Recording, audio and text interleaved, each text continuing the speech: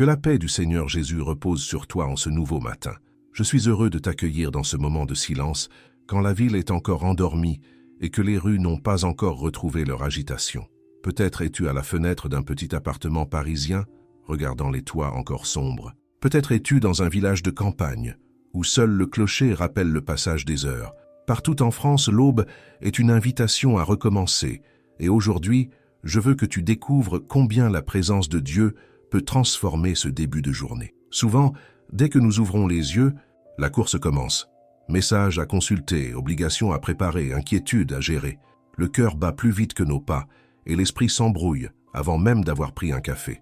Pourtant, il existe des réveils inattendus, à des heures inhabituelles, parfois vers 3 heures du matin, quand tout est encore plongé dans le noir. Et si ce moment n'était pas un hasard, et si ce réveil nocturne était en réalité une invitation à rencontrer Dieu dans le secret de la nuit? Dans la tradition biblique, la nuit était découpée en veille, et la dernière, celle qui mène à l'aurore, était considérée comme un temps d'attente et de vigilance. De nombreux personnages de la Bible ont entendu la voix de Dieu à ce moment-là, quand le silence faisait place à l'écoute. Et aujourd'hui encore, tu peux vivre la même expérience. Ouvrir ton cœur à celui qui parle, quand tout le reste se tait. Peut-être t'est-il déjà arrivé de te réveiller soudainement à cette heure précise, et de te demander « Pourquoi suis-je éveillé maintenant ?» La tentation est grande de rallumer la télévision ou de faire défiler ton téléphone pour tuer le temps. Mais si, au lieu de chercher une distraction, tu choisissais d'offrir ces minutes à Dieu, si tu faisais de ce moment une rencontre intime, une respiration spirituelle avant le retour du sommeil ou le début du jour, la prière de la nuit n'est pas une formule magique. C'est un dialogue sincère. C'est oser dire « Seigneur, me voici, même au cœur de la nuit. Parle à mon âme, éclaire mes pensées, apaise mes peurs. » Beaucoup de croyants en France et ailleurs témoignent de la paix qui les a envahis lorsqu'ils ont commencé à transformer leurs insomnies en rendez-vous avec Dieu. Ils n'ont pas vu leurs problèmes disparaître d'un coup, mais ils ont découvert une force nouvelle pour les affronter. Alors aujourd'hui, je t'invite à regarder différemment ces réveils nocturnes, non pas comme un fardeau, mais comme une opportunité. Car dans ces instants rares, quand tout dort autour de toi, le ciel est grand ouvert. Imagine un instant la scène. Il est 3 heures du matin. Les rues de ta ville sont silencieuses. À Paris, le métro s'est arrêté depuis longtemps et seuls quelques taxis circulent encore. Dans un village de Normandie ou des Alpes, la nuit est si calme qu'on n'entend que le vent dans les arbres ou le pas lointain d'un animal. Tout semble figé, et pourtant tes yeux s'ouvrent soudain. Tu regardes l'heure, toujours ce chiffre, 3 heures. Tu te demandes pourquoi. Est-ce un simple hasard? Dans l'obscurité, les pensées affluent. Soucis du travail, tension familiale, incertitude pour demain. Ce moment pourrait être envahi par l'angoisse. Mais si tu décidais de transformer ce réveil en rendez-vous avec Dieu, le silence devient alors un sanctuaire. L'absence de bruit devient une invitation à écouter.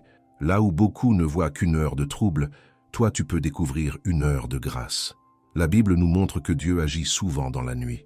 Dans le livre des psaumes, PS 63, 7 LSG, il est écrit « Je me souviens de toi sur ma couche, je médite sur toi pendant les veilles de la nuit. » Ces mots anciens décrivent exactement ce que tu peux vivre. Dans l'obscurité, le souvenir de Dieu devient lumière. Quand l'esprit s'agite, sa présence ramène la paix. Laisse-moi te raconter une histoire. Une femme à Lyon, épuisée par des journées de travail trop lourdes, souffrait d'insomnie régulière. Chaque nuit, elle se réveillait entre 2 et 4 heures, le cœur battant. Au lieu de lutter contre ce réveil, elle a commencé à poser ses mains sur son cœur et à murmurer « Merci Seigneur, parce que tu veilles même quand je n'arrive pas à dormir. » Peu à peu, elle a découvert que ces minutes devenaient un refuge. Ses problèmes n'ont pas disparu du jour au lendemain, mais son regard a changé. Elle se levait le matin moins écrasée, plus forte. Voilà la clé. Il ne s'agit pas d'expliquer scientifiquement pourquoi tu te réveilles, mais de choisir ce que tu fais de ce moment. Si tu l'offres à Dieu, il devient une source de bénédiction. Tu n'es plus prisonnier de la nuit. Tu es invité à un dialogue intime. Ne crois pas que tu dois trouver de belles paroles ou réciter de longues prières. La simplicité suffit. Un soupir, une phrase brève. « Seigneur, je suis là ». Ces mots sont déjà une prière. Dans le calme nocturne, le moindre mot sincère résonne comme un chant. Et même si tu n'entends pas immédiatement une réponse, sache que ton geste a du poids. Car chaque fois que tu choisis de tourner ton cœur vers Dieu, au lieu de céder à la peur, tu fais grandir en toi une paix durable. Quand nous parlons de prier au cœur de la nuit, Certains pensent aussitôt, mais à quoi cela sert-il si mes problèmes restent les mêmes? C'est une question légitime.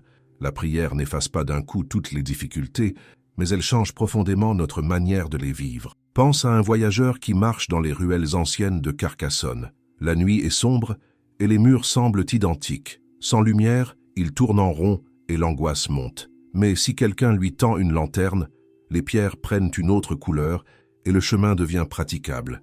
Rien n'a changé dans la ville. Ce sont les yeux du voyageur qui voient différemment. La prière est cette lanterne dans nos nuits intérieures. La parole de Dieu le dit avec force. Dans l'Évangile selon Jean 8:12, Théob, Jésus déclare « Je suis la lumière du monde. Celui qui me suit ne marchera pas dans les ténèbres, mais il aura la lumière de la vie. » Ces mots ne sont pas de la poésie abstraite. Ils sont une promesse concrète. Là où tout paraît obscur, la lumière du Christ éclaire et redonne orientation. Comment cela se vit-il au quotidien en France, dans nos rythmes parfois étouffants? Cela peut commencer simplement. Tu te réveilles la nuit, tes pensées tournent. Plutôt que d'allumer ton écran, tu poses une main sur ton front et tu dis doucement « Jésus, sois ma lumière maintenant ». Rien de plus. Mais ce geste ouvre un espace intérieur. Au lieu de t'enfoncer dans l'inquiétude, tu invites la clarté. Et cette clarté ne se limite pas à la nuit. Elle accompagne ensuite la journée. Quand tu prends le train de banlieue le matin, quand tu arrives au bureau ou en cours, tu portes en toi une lumière que personne ne peut éteindre. Elle ne supprime pas les embouteillages ni les dossiers compliqués, mais elle change ton attitude face à eux. Tu abordes les autres avec plus de calme. Tu décides avec plus de discernement. Tu réagis avec plus de patience. Beaucoup de croyants en France témoignent de cette expérience.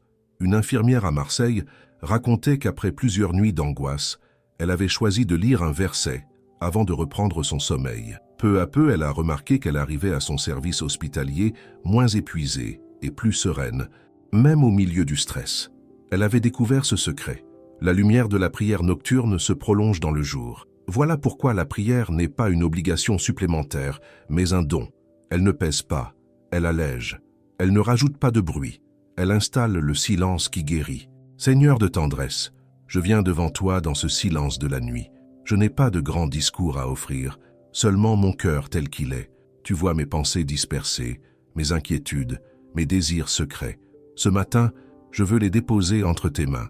Merci pour le souffle qui me fait vivre. Merci pour la nouvelle journée qui s'annonce. Merci pour le pain sur ma table, pour les regards d'amis, pour les gestes simples d'amour que j'ai reçus et que je recevrai encore. Même dans mes épreuves, je choisis de dire merci, car je sais que la gratitude ouvre la porte à ta paix. Seigneur, voici mes fardeaux. Ils me pèsent comme un sac trop lourd sur mes épaules. J'ai peur pour mon avenir, je m'inquiète pour mes proches, je doute parfois de mes propres forces. Mais je ne veux plus avancer courbé sous ce poids. Alors je le dépose à tes pieds comme on pose une valise au seuil d'une maison. Toi seul peux porter ce que je ne peux plus porter. Je t'apporte aussi mes blessures intérieures, les paroles qui m'ont marqué, les gestes qui m'ont humilié, les souvenirs qui me hantent encore. Viens, Seigneur, comme un médecin doux qui soigne sans brusquer. Mets ton baume sur mes plaies et redonne-moi confiance. Aide-moi à pardonner là où je n'arrive pas à le faire. Libère mon cœur de la rancune pour qu'il puisse battre à nouveau sans chaîne. Esprit Saint, souffle vivant, viens habiter en moi. Remplis mes pensées de clarté et non de confusion. Inspire mes paroles pour qu'elles consolent et non qu'elles blessent. Donne-moi la patience dans les files d'attente, la douceur dans mes réponses, le courage quand je dois prendre une décision difficile. Que ta présence soit comme une source au fond de moi, une eau claire qui ne tarit pas. Seigneur Jésus, je proclame que je suis ton enfant bien-aimé. Mon identité ne dépend pas de mes échecs ni du regard des autres. Je suis voulu, choisi, aimé. Mon passé n'est pas une condamnation. C'est un chemin qui m'a conduit jusqu'ici. Avec toi, je peux marcher vers demain sans peur. Protège ma maison, mes proches, mes déplacements. Mets une muraille de paix autour de ceux que j'aime. Que tes anges veillent quand je dors, quand mes enfants sortent, quand mes parents vieillissent, quand mes amis voyagent. Sois ce gardien invisible qui empêche le mal de franchir nos portes. Et quand la nuit est trop lourde, rappelle-moi que l'aube viendra. Quand mon courage vacille, souffle en moi cette parole, je ne t'abandonnerai jamais. Alors je tiendrai ferme, non par ma force, mais par la tienne. Aujourd'hui, je veux déclarer que je ne suis pas esclave de la peur. Je choisis la liberté que ton amour m'offre. Je choisis la confiance plutôt que l'angoisse, la lumière plutôt que l'ombre, la vie plutôt que la résignation. Merci, Seigneur, pour cette rencontre au cœur de la nuit, que cette prière continue de résonner en moi comme une mélodie douce qui m'accompagne jusqu'à l'aube. Amen. Nous arrivons ensemble au terme de ce chemin de prière, mais je ne veux pas que tu le vois comme une fin. C'est plutôt une porte qui s'ouvre, une invitation à continuer chaque jour. Si tu as prié avec moi jusqu'ici, sache que tu n'es pas seul. Tu fais partie d'une communauté invisible, mais bien réelle, des hommes et des femmes, en France et ailleurs, qui se lèvent dans la nuit ou qui commencent leur journée en cherchant la présence de Dieu. Avant de nous quitter, je veux que tu prennes quelques secondes de silence. Ferme les yeux, respire profondément. Écoute ton cœur. Qu'as-tu ressenti dans ce temps de prière? Une paix nouvelle, une légèreté dans tes pensées, un appel à pardonner, à remercier ou à espérer davantage. Ne laisse pas ces impressions s'éteindre. Note-les quelque part. Transforme-les en gestes concrets. Si tu as remercié Dieu pour ta famille, prends quelques minutes aujourd'hui pour dire à un proche combien tu l'aimes. Si tu as décidé de pardonner, fais le premier pas, même petit. Si tu as remis une inquiétude, rappelle-toi ce soir que tu n'as plus besoin de la porter seule. Il y a une phrase que je veux te laisser comme fil conducteur. La paix de Dieu ne dépend pas des circonstances. Elle devient une maison intérieure. Médite sur cette image. Imagine que ton cœur soit une maison. Le monde extérieur peut connaître le vent, la pluie, les cris, mais à l'intérieur de cette maison, la paix demeure. Cette paix ne vient pas de toi. Elle est un don que Dieu fait à ceux qui lui ouvrent la porte. Maintenant, j'aimerais t'inviter à agir. Si ce message t'a parlé, montre-le en mettant un j'aime. Ce petit geste permet à d'autres, peut-être en détresse, de découvrir cette prière. Tu peux aussi écrire un commentaire. Il n'a pas besoin d'être long. Tu peux simplement écrire « La paix de Dieu est ma maison ». Cette phrase sera comme un signe d'unité entre nous. Lorsque d'autres la liront, ils sauront que tu as marché jusqu'au bout de ce parcours. Et si tu en as le courage, partage ton expérience. As-tu déjà vécu un réveil en pleine nuit où Dieu t'a parlé? As-tu senti sa présence dans un moment de silence? Ton témoignage peut être une lumière pour quelqu'un. Si tu veux aller plus loin, je t'invite aussi à t'abonner à cette chaîne et à envisager de devenir membre. Ce n'est pas seulement un soutien matériel, c'est rejoindre une mission, répandre la prière et l'espérance au plus grand nombre. Grâce à toi, nous pourrons continuer à produire des messages qui apportent consolation et foi. Enfin, laisse-moi t'offrir une bénédiction finale. Que le Seigneur bénisse ton esprit et ton corps, qu'il garde ton entrée et ta sortie, qu'il fasse briller sa lumière sur ton chemin, qu'il remplisse ta maison d'amour et de compréhension, qu'il renouvelle tes forces chaque matin et qu'il t'accompagne jusque dans tes nuits les plus obscures, et que, par-dessus tout, tu vives avec cette certitude, tu es aimé, tu es précieux, tu n'es jamais seul. Au nom de Jésus-Christ, je proclame cette bénédiction sur ta vie. Amen. Et avant de quitter cette vidéo, regarde celle qui apparaît maintenant à l'écran.